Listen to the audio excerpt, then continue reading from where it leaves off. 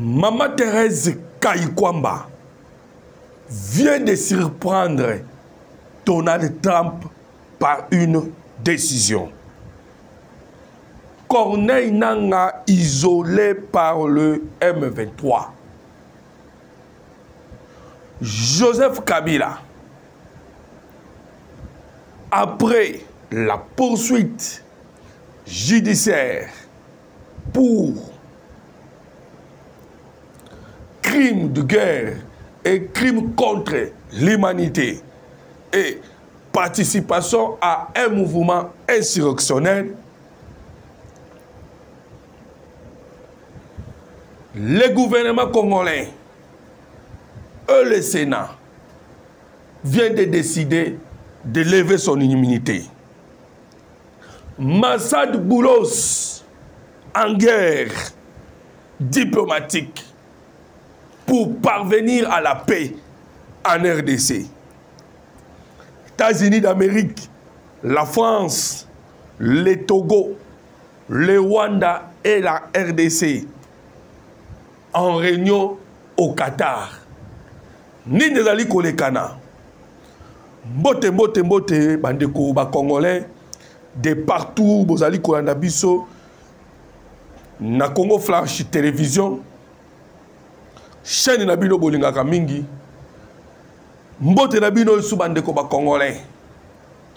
Aimez déjà notre émission. Peut tozali kosenga na bino bo partager pour que bandeko ba congolais nyonso ba koma na koyeba ce qui se passe na mboka na bango. Voilà bandeko bozali ebele partout au saluer bino na Europe, na Afrique, partout bozali to pesi bino le sous mbote. Awa to kosola na bino bandeko ba congolais de sorte que okoma na ko comprendre la situation ya mboka na yo en ce moment. Oyeba nini ezali koleka na mboka. Et c'est pour cela tokendaki koluka de gauche à droite au travers ba câble otoza na yango pe na bandeko na biso oyo ba koma ba autorité ya mboka oyo ba pesaka biso ba information et tokosolola bokoyeba qu'est-ce qui se passe dans le pays maintenant. Bandeko ba congolais awa tokoloba ndenge outi ko kanga ko annoncer que Maman Thérèse Kayikwamba boyebaki ke na mokolo ya le 2 mai 2025 réunion engaki esalama na niveau ya États-Unis d'Amérique. Place nini esengelaki la RDC représentée par Maman Thérèse Kayikwamba, le Rwanda représenté par leur ministre des Affaires étrangères na Kombo ya Olivier Ndourungirere ainsi que Marco Rubio pour que ba signer auto bengi na Kombo ya avant-projet. L'avant-projet, il y a accord entre la RDC et le Rwanda au travers de la médiation il y a Washington. Bandeko ba Congolais boyebi ke il y a eu d'abord le processus de Luanda et de Nairobi. Mais tout le belana nous, il y a Luanda. Oh, bomona qui va travailler qui jusqu'au point, toi qui kokoma na moko le 15 décembre 2024. Oh, bomona qui, mais c'est Paul Kagame aboya qui ko signé. Mais juste parce que ayeba qui et arrangea qui était. Et comme azaki mwana ya ba démocrate. Parce que bandeko ba congolais ndenge tolobaka tango nyonso biso tout tolobaki elongo na bino que le président Tshisekedi akende na Russie parce que les Américains tout monde qui bazalaki ko soutenir le Rwanda. Mais le président Tshisekedi a préféré ko zala toujours attaché par les Américains parce que ndenge balobaka ke babomaka moto na source. Et moto ya RDC, source nango c'est les États-Unis d'Amérique. Il y a Tangwa Clinton. Et comme ça moi na bango a serva ki boyebi bandeko ba congolais que Paul Kagame a koma ki tina niveau ya koyebisa ba américain que bokoki kotika ngaité parce que Nous sommes au Congo. C'est ce que Paul Kagame a dit. Alors que les Rwandais ne gagnent que 1%. Et les 99%, nous sommes et que dans les États-Unis d'Amérique. Voilà, vous constatez que Biden ne pouvait encore rien faire. Na Paul Kagame parce qu'il les a servis. Bande Koba Congolais. C'est pour cela Paul Kagame a dit qu'il y a une vitesse en faisant la course à la montre pour que Azwa la ville de Goma et de Bukavu. C'est ainsi qu'à Kikozoville, il y a Goma et à Bukavu. Et l'Ongo na Bamboka va travailler ensemble. L'Ouganda, le Kenya, le Soudan du Sud et la France. Parce que on a 4 émissions to kolobela. Oyoka kingali kotanga bamboka wana nyonso bakene ko sala réunion na Qatar. To kosolongo beaucoup comprendre ba na mboka Congo. Mais basali forcing bazugo mana Bukavu. Maintenant, Tshisekedi a compris que les faits, il faut les teindre car passer Outaki, les États-Unis d'Amérique, Dieu merci, Donald Trump a eu un pouvoir. Et sachez que Donald Trump avait déjà l'intention de renverser les choses. Mais pour renverser les choses, il faut d'abord la volonté de Congo, Bangomoko. Dans le premier mandat, Oya Salaka et le monde président Tshisekedi, qui déjà que Tozali Kocha, partenariat stratégique et privilégié. Vous allez comprendre que les Américains, il y a Donald Trump, qui déjà coupé sa volonté. Il y a Koluka. Ndengeni ni bakoyi kozwa minéraux à Mboka Congo d'une manière légale. Voilà pourquoi Tozali Kolobake, les dossiers à cause profonde, à conflit à RDC, c'était Bill Clinton que les entreprises. Il y a des multinationaux qui ont minéraux d'une manière illégale. Maintenant, Donald Trump, dans le premier mandat, il y a de côté. C'est ainsi que mon équipe est congolais. Dans le deuxième mandat, le président Tshisekedi a compris que c'est un bon moment pour nous ça, le processus ou bien le partenariat stratégique et privilégié qui préparé et banda qui n'a mandat de soit Trump. Ndé et qui kozala mise en place et bandi ko avancer. Maintenant bandeko les médiations ezaki belé mais tozali kolobela médiation ya Washington parce que bon ya Qatar ezalaki les États-Unis d'Amérique batali ba comprendre ba monique comme les Rwandais zali ko rouler batou na ba processus parce que bango moko bazali ba kolo Rwanda. Kolo Kagame, c'est eux qui ont formé Paul Kagame. Et tangi sa qui est le système. Oh, to benga ka tol kende faik. Donc to dialoguer to bunda, Bangomu to batangi sa qui false flag. Kei au BBC, au bandi, ko bongisa yo moko. Donc oye ko bimaloko là pompier. Et pourtant, yondo zaki pyromane. Tout ça Paul Kagame a reçu tous ses enseignements dans le niveau des États-Unis d'Amérique. Et Paul Kagame peut battre ce qui est forum shopping. Forum shopping, ils allaient toujours le système autoromenga ko changer comme médiateur.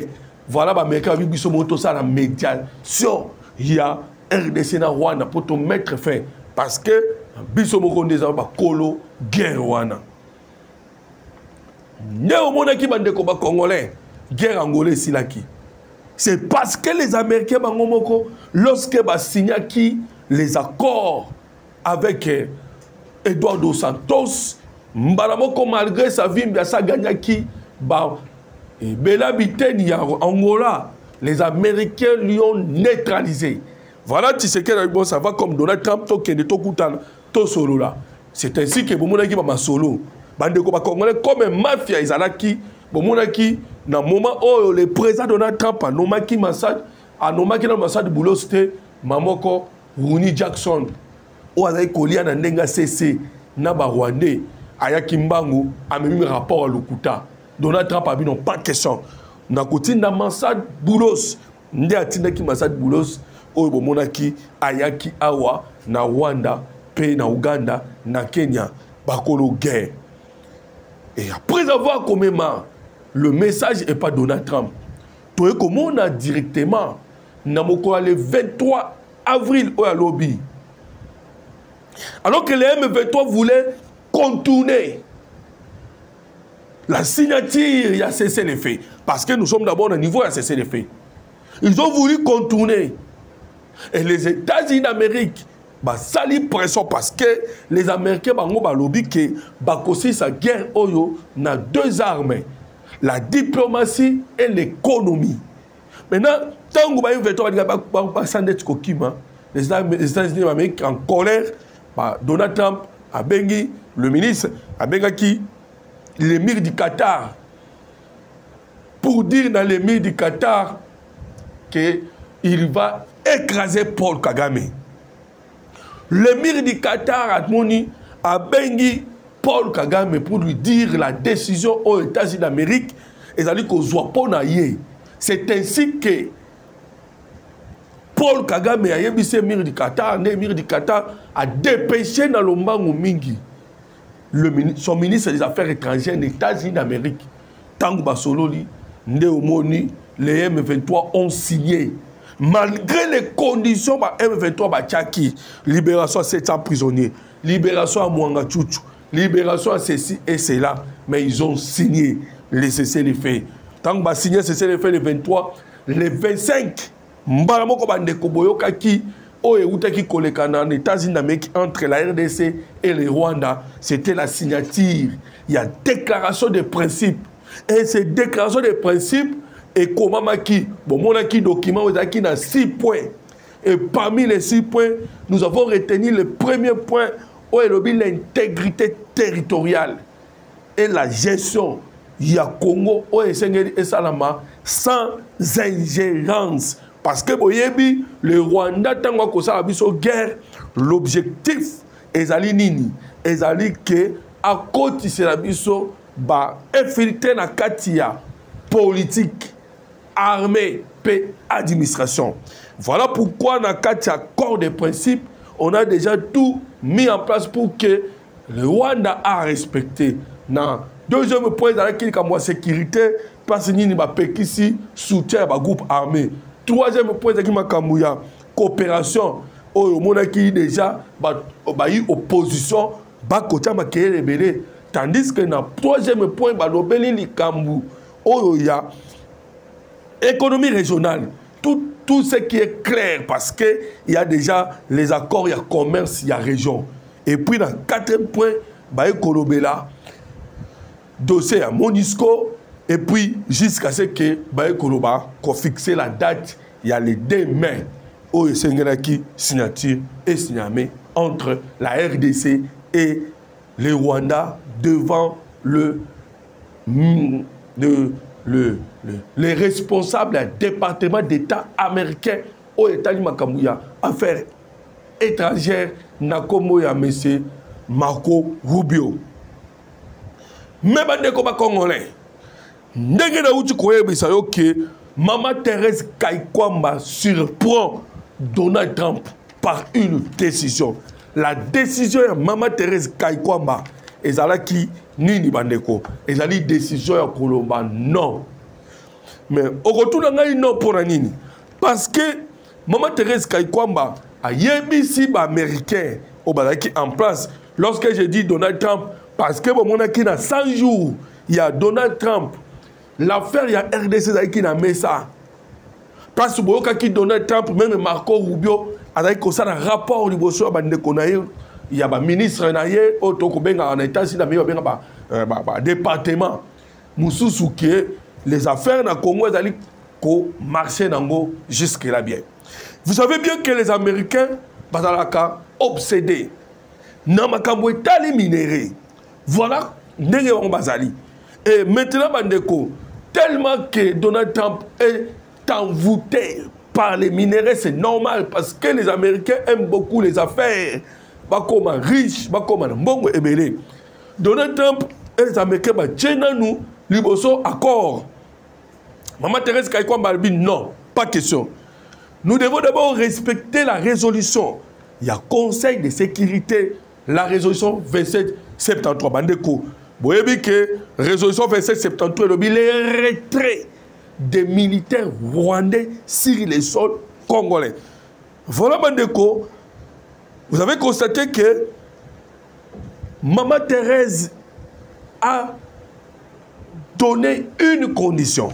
Alors, Biboy, nous sommes d'accord parce que nous avons déjà signé l'accord des principes. On est déjà allés côté l'Isabiso. Là où nous avons déjà gagné parce que là on parle de l'intégrité territoriale, de non-ingérence et puis de la souveraineté en Boka Congo. Voilà, et puis la gouvernance à Congo. Nous avons déjà gagné grand chose. Maintenant notre problème c'est quoi? Nous ne voulons pas que Ezalaba écrit parce qu'il y a eu résolution 2773. Donc, il faut maintenant les retraits. Il y a des militaires rwandais dans le sol congolais. Rwandais Simanango. Nous allons maintenant discuter Makamwetali, minéré, coopération, Makamutu. Vous comprenez que Maman Thérèse Kaikomba a posé condition où est bloqué. Juste après Bandeko Congolais, l'église catholique au Tobengana comme à SCC 5 au Basangana. Matimba au niveau à Qatar pour que bakende kota l'évolution makam. Le ministre Qatari ayambi bango mayebisi bango bon ça va makambo et concerné binote bino bozonga bokende kolanda makambo ya église ya mibani ya ba âme ya bandimi. Maintenant après bande ko ba congolais nde oyoki réunion on annonce qui on a début à émission délégation aux États-Unis d'Amérique, délégation à France, délégation à Togo, délégation à Rwanda, délégation à RDC, tout autour, il y a Massad Boulos, na délégation à Qatar, Togo Sanate, parce que réunion est à Qatar. Vous avez compris que après la signature des déclarations des principes, Maman Thérèse Kaikomba m'a bloqué. Mbamoko eboti réunion oyo na utu koyebiso avec Bamboka wana mais okotuna nga mutuna moko. Que vient faire la France na kata réunion wana? Parce que réunion est na Qatar, il y a des nations locales, les États-Unis d'Amérique, que nous reconnaissons qu'il y a une médiation américaine. Oyo mona ke bota ki la signature, il y a déclaration des principes.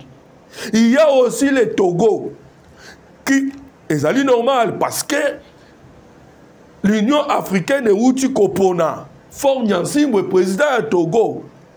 Et ça dit Mboka Otokobenga Rwanda, oui, parce que le Rwanda est partie prenante. La RDC pendant parce que c'est lui, c'est la RDC parce qu'on fait au niveau à Est à Congo. Maintenant, la question est celle-ci. Tout le monde au Qatar, Qatar peut qu'on diriger médiation. Maintenant, France a écouté ça là, nini. Bande Koba Congolais. Vous comprenez que la France a yaki simplement parce que les CC5 azalaki représenté par Awato Koloba. Bamboka nyoso totangi ezali bamboka oyo kosa la médiation. Mais médiation moko ba permettre bango te ba kota na réunion ezali ba yi SCC5 parce que bango pe bazali na oya bango processus. Maintenant la France voyant l'absence ya SCC5 na kata réunion le Canada Qatar de la France aye kobima bandeko masolo ko bete uti koleka 2 jours ezaki na mokolo le 30 avril otozali uti ko sisa parce que ezaki déplace masolo et le Canada qui place na uti ko ebisa bino que la France ayaki ce qui on a dit biso na ba émission to sala kala vous allez comprendre que tozali koloba la France joue le jeu et azali ko coachende SCC5 SCC5 mission na ebotami wapi ebotami na mokwale 8 février parce que déjà préparatif ezalaki maintenant pour ne pas pesa bango soubassement ba ye ko soubassement mokwale 8 février le 8 février ni le kanaki mokwale 8 février ezalaki réunion ya EAC SADC ensemble tango basangana ki babimisaki oya bango pe résolution na résolution na bango balobaki que il faut dialogue intra-congolais avec l'opposition non armée et l'opposition armée. Voilà maintenant on constate que basango bazali ko koufela ka koloba que non, il faut dialogue ya ba congolais na ba congolais. Mais ba kende ko soubassement libanda parce que bon monaki bango bazali na Congo Brazzaville, bazalaki na Rwanda, na Uganda, na Kenya, bakendaki États-Unis d'Amérique, baké na France, baké pesu na Qatar. Kuna za bamboka libanda. Mais baluka kinini bako kochelo na bango. Pourquoi? Parce que la France veut de toutes les façons bandeko. Parce qu'il faut tout le bas. Les pactes sociaux oyo yabasango oto benga ba SSC5. L'objectif na bango ezali nini? Ezali il faut ba benda ba Katumbi ba Kabila. Ba benda tous ces gens-là ba kotisa on administration et de sorte que la France a se retrouver par Boyebi, ndenge bomona Kengo de tous les temps, ndenge bomona ki Roubera de tous les temps. Ce sont des représentants extérieurs. Voilà, ezali en quelque sorte pour compromettre la souveraineté nationale parce que nous aurons bateau to kubenga ba patin na kati ya ba administration na kati ya politique pe na armée congolaise.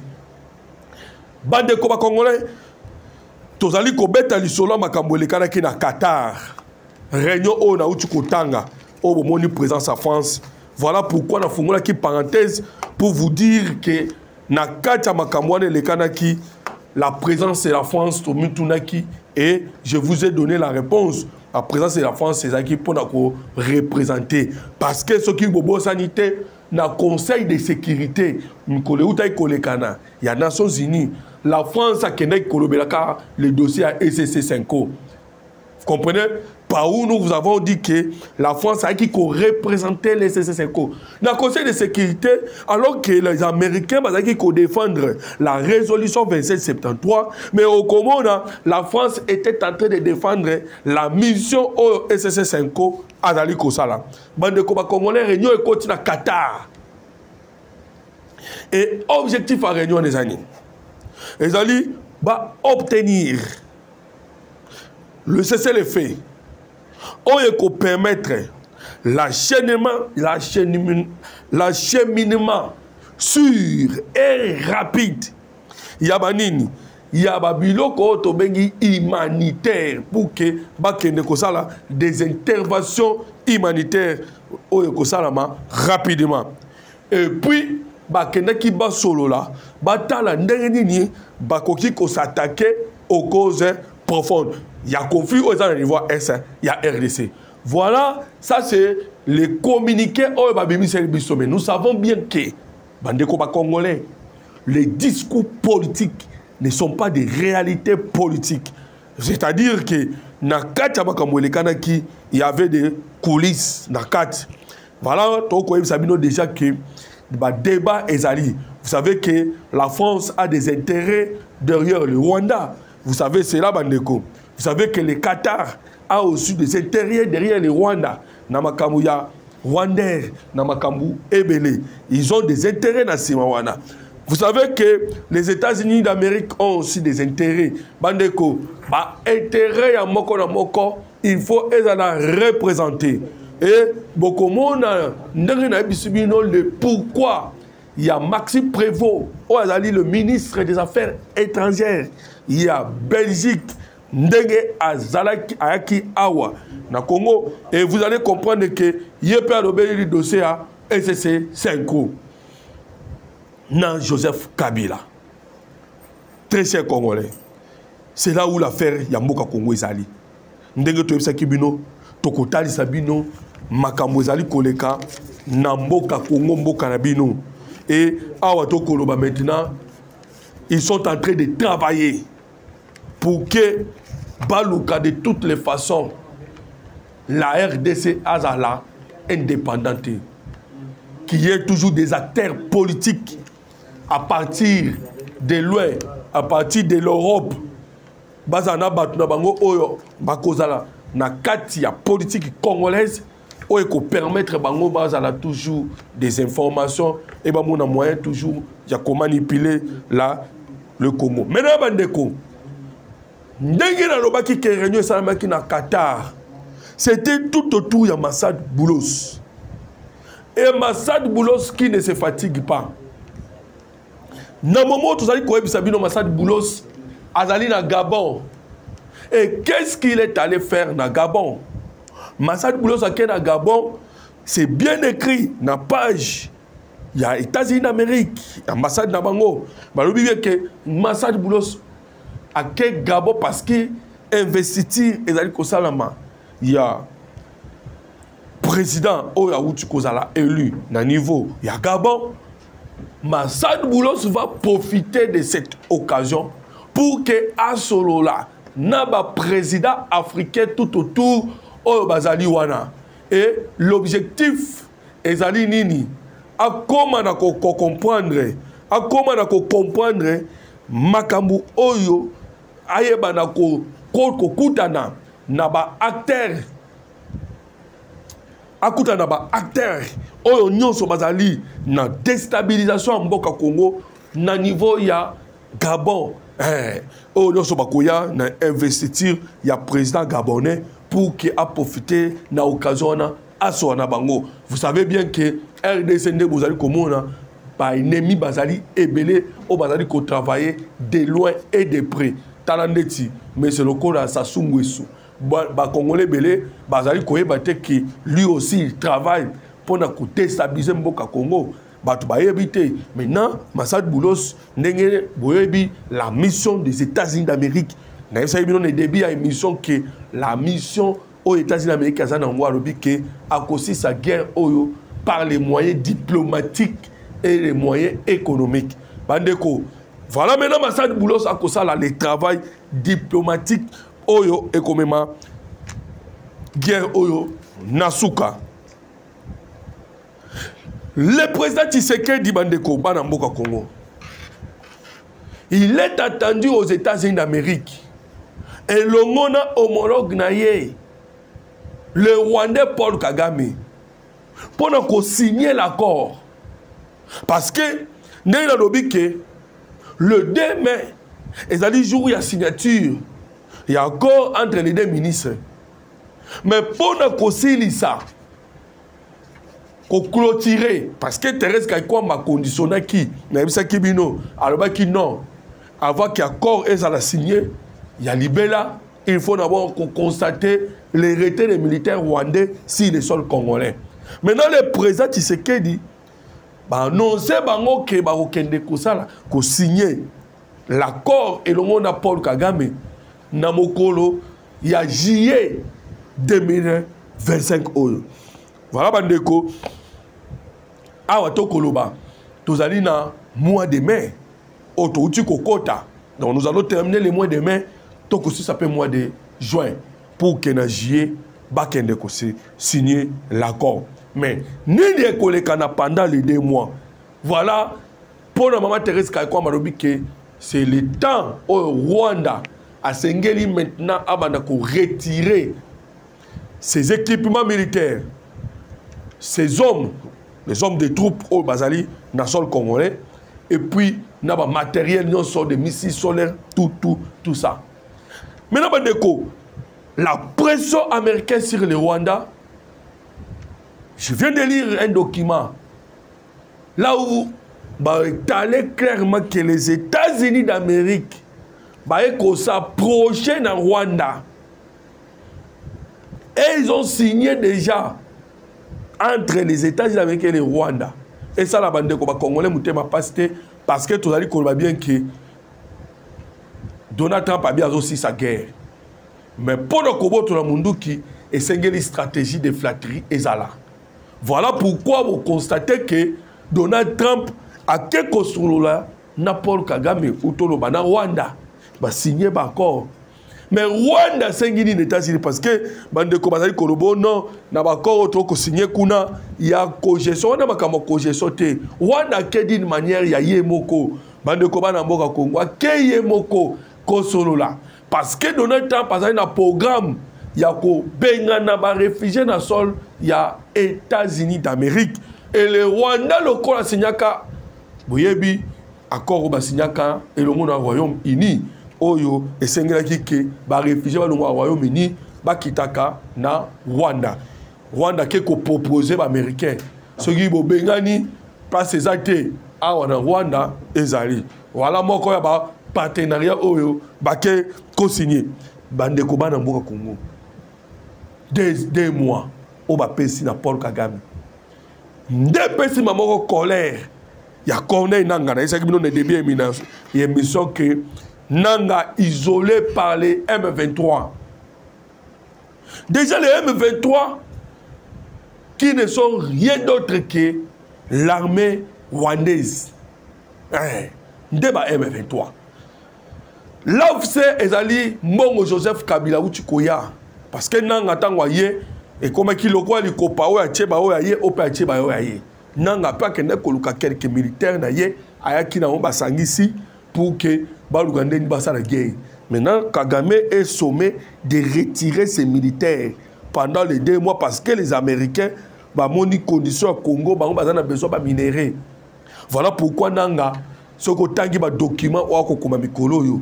Soko yo ki ba interview na ya mikolo oyo, vous allez constater que le Rwanda est plutôt Corneille Nanga Azali Kolobakaka nous AFC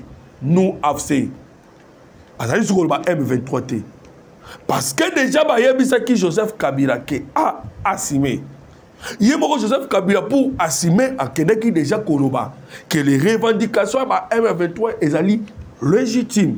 Voilà Bandeko, le coup la revendication ba M23 ezali légitime, c'est-à-dire qu'il a assumé. Il y a un autre côté na Bandeko ba Congolais de partout au Bazali Kolobo non. Pourquoi Bazali Kolanda, l'ancien président, sur base de quelle loi? Mais l'ancien président lui-même, il s'est pointé pour la Koloba que mouvement Oezali, mouvement terroriste, Oeuti Komoma, 9000 Congolais. Alors, dit que revendication est légitime.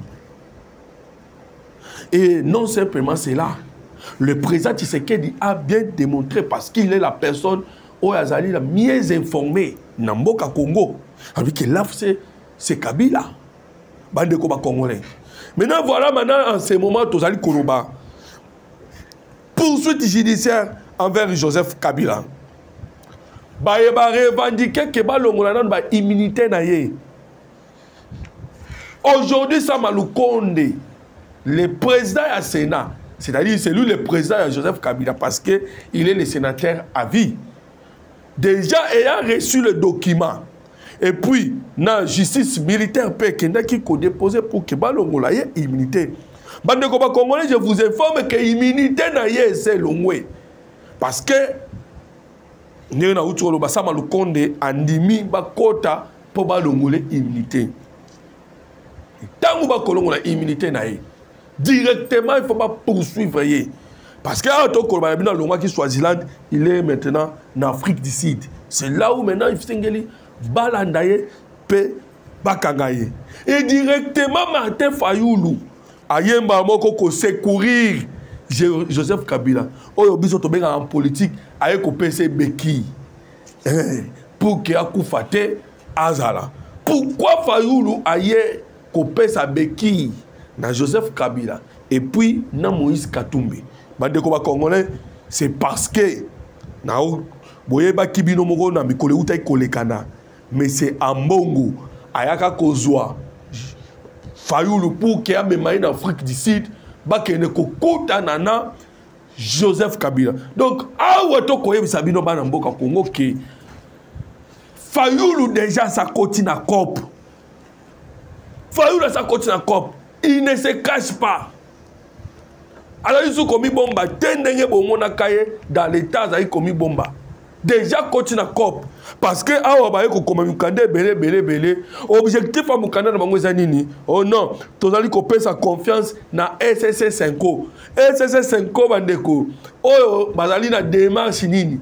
Démarche ya ko kotisa na Congo ba infiltrer parce que tozali ko bien on insiste cahier des charges na bango. Tosi to mona ki ango tant ba kena ko luka bananga ezaki pona ba ya ko vandisa bango to ça la dialogue état congolais o e ko mabiso na mixage brassage bande ko ba congolais et mixage brassage ezanini tozo ba rwandais tozongisa bango suna armée tala ebele ba grade o bazana kuna kaka ba généraux na ba généraux alors tant ba koya awa ba occuper le sous tozonga toujours na case de départ parce nini oyo tomona ki l'infiltration. Voilà pourquoi Kosa Mutamba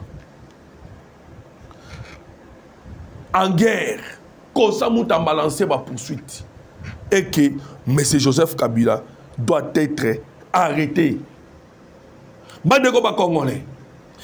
Moni yomoko la situation ya mboka nde na lobaki ke na kotali sabino situation ya mboka en ce moment. Kamere peut pas mettre à l'épreuve parce que na part na yepe dans le dossier Matata Ponyo. Fatia lobi na ye bon ezali makambo mboka. Matata Ponyo ye wana bolongole immunité. Oh non, moi biso to longola immunité ezate. Voilà oh bozali komona ke ndenge to ebisa kibino bandeko bana mboka Kongo ke moko na moko akomi kobima na mpoasa. Ba oyo bazaki kobatama, ba oyo bavandaki na coulisse. Lelo oyo tomoni bango bandi kobima na mpoasa moko. Mais ndenge to uti koyebisa bino la détermination ya ba américain ezali clair que esengeli basi sa guerre oyo na moyen diplomatique pe na moyen nini na moyen ya économie. Bande ko ba Congolais au Kotuna ngai, mais nous avons vu tout ce que le président Tshisekedi est en train de faire azali ko bunda bituma makasi na niveau ya diplomatie et le mona Maman Thérèse Kaikwamba. Nous on voit tout cela maintenant sur le terrain. Bandeko sur le terrain na ebisibino que le FARDC a déjà très fort parce que tu sais que déjà verrou aérien. Verrou aérien on est aussi sa guerre. Bandeko parce que le Rwanda a déjà sommé par les Américains. Les Américains brûlent les désirs ya paix et zonga pour que Bangba kene ko exploiter. Le Rwanda est obligé ya kobimisa ba missile solaire. Le Rwanda faut bimisa ba matériel na ye, ba brillage tout ça.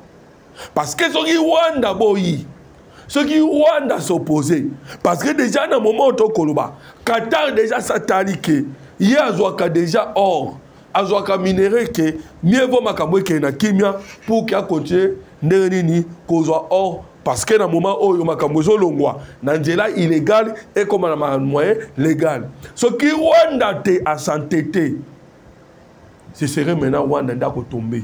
Mais je vous l'ai dit que Corneille Nang a déjà commis qu'on sentir Mabé Zali Koya.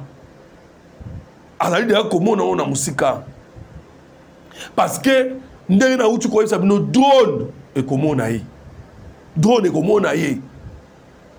Et donne autre causois parce que d'ici là dans quelques mois tu vas obtenir un nouveau marque à drone oyo ils ont besoin de que na est pour bêta même à partir à Kinshasa dans niveau ya Nolo et Komata et Taliboy et Moni vous souvenez que Makanika ba bêta qui à partir à Kisangani drone mona qui est et bêta qui est donc ba drone o ezali koya et kozala na besoin ya toluka ndenge nini tokomana kokende koluka susu ekendaka kuna te déjà na koloba bandeko ba Congolais à partir ya Kinshasa toko atteindre même est nayebi ke bandeko ebele bazali ko douter mais je vous l'ai dit que c'est ce qui se passe. La RDC s'est préparée pour cette guerre. Sokomoni lelo oyo même le président de la République a matisi otoko benga salaire il y a ba fonctionnaire et il y a des militaires surtout au bas fond jusqu'au point bas comme on a besoin $500 c'est parce que le président a yebaki bien que il faut tout bunda guerre aujourd'hui ndenge ça voilà bandeko to remercier bino na temps au passer ensemble avec biso pour nos kolanda makambu ya mboka Congo mboka na bino mboka na biso to yakika poto taille sabino et pour soutenir bandeko na biso Esther tomeka kotombo la mongongo ya bandeko oyo en ce moment bakufi innocemment n'ayant rien fait même parce que babotami na sol oyo minéré ezali.